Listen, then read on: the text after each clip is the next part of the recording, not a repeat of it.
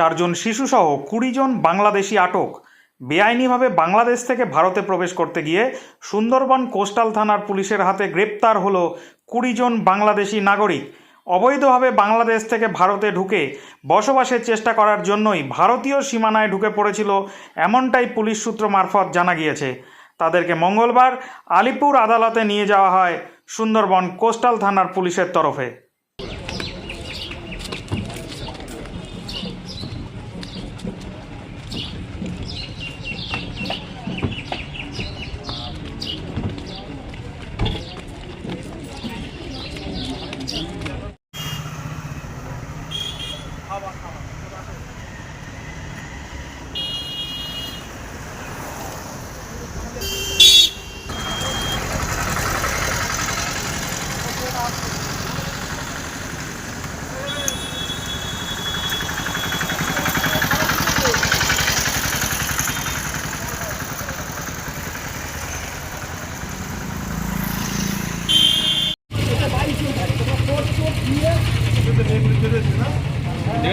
গুনে নাও আর কিছু ছেলে ওইটাই দাও, কিছু ছেলে ওইটাই দাও, কিছু ছেলে ওইটাই দাও,